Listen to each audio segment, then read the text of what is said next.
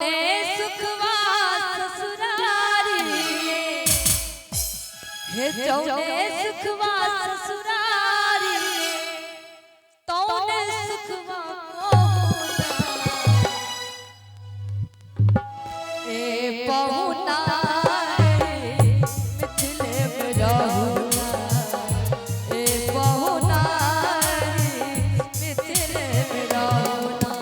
जौने सुखवा ससुरारी में जौने सुखवा ससुरारी में तौने सुखवा बहुना ए बहुना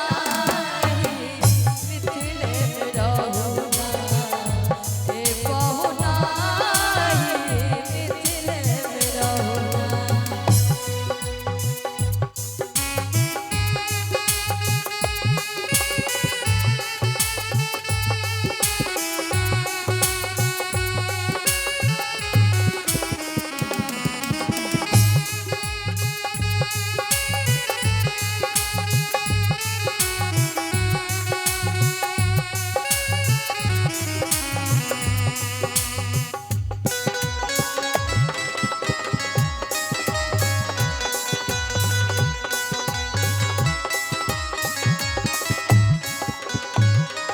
रोज सवेरे अपटन मल के भीतर से नहवाई हो कहे छथिन हे पाहुन जो अहाँ मिथिला में रहब त अहाँ के 1 महीना के भीतर करिया से गोड़ बना दी ओहो के नाम रोज सवेरे अपटन मल के भीतर से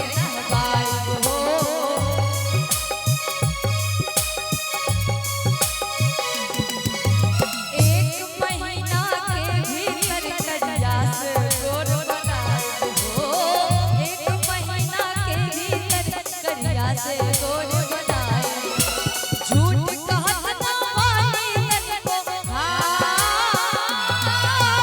झूठ कहत ना मानी तनको झूठ कहत ना मानी तनको मौका एगो दीना ए बहुना मिथिले में रहूना ए बहुना मिथिले में रहूना।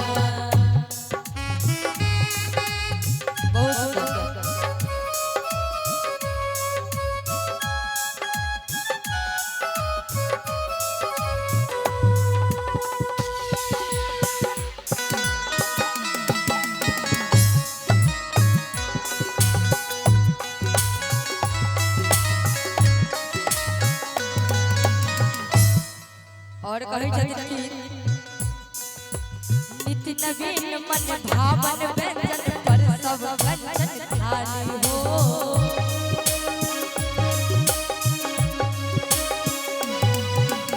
स्वाद भूख बढ़ जाए सुख साथी सजोज के यारी हो और की कहे छथिन कि हे बहुन बार बार हम करब चिरौती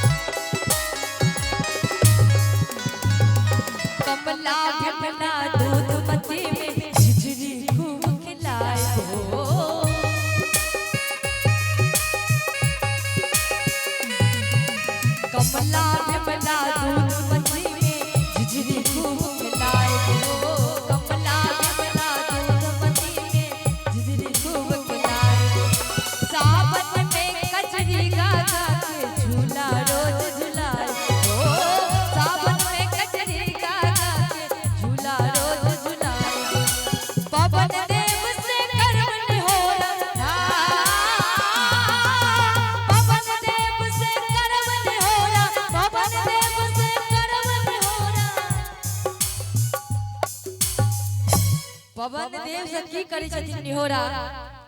कि पवन देव से करब निहोरा और धीरे धीरे बहुना।